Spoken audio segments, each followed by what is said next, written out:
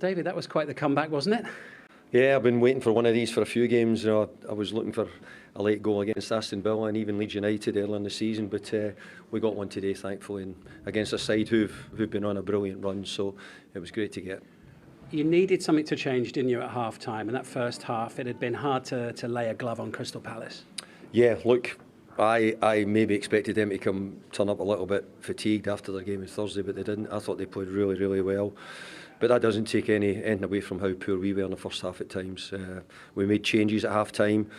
I thought all the subs who came on made a brilliant impact. They really did, and probably helped us win the game. Yeah, not just in terms of the quality of their play, but the energy that they seemed to give to you and the way they ignited the crowd as well as the rest of the team. Yeah, I agree totally. I think that their energy and the way I went about it, we just mentioned it to them in there.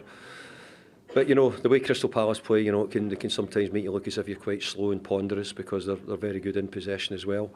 And look, we could have been 3 down in the second half before we go on to win the game. So, you know, just beat me to my next question there. Well, there you go. Well, I'm getting it out early just to say, look, we could have been 3 down. You know, they'll be disappointed they didn't get that chance, but.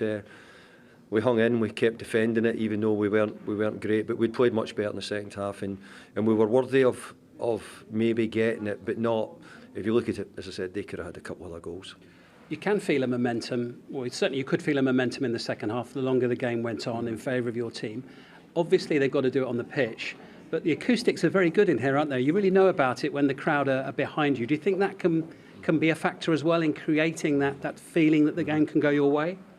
Well, what we want to create is Goodison Park again, you know, because of the noise and atmosphere, and I think people are still getting used to it. It's going to take us time. We're not going to have everything great right away whether it be inside or the stadium or outside.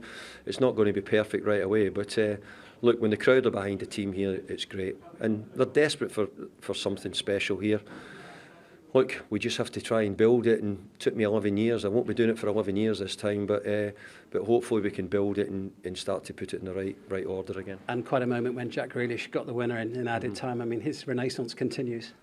Yeah, I've been, I was asked quite a bit in the press about Jack recently, and I said that his assists have been very good.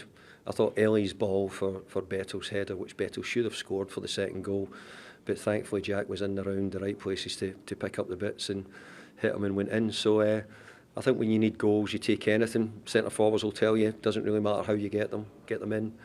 But it was a great brawl from Ellie, and I'm pleased for Jack because he's helped us an awful lot since he's come in here.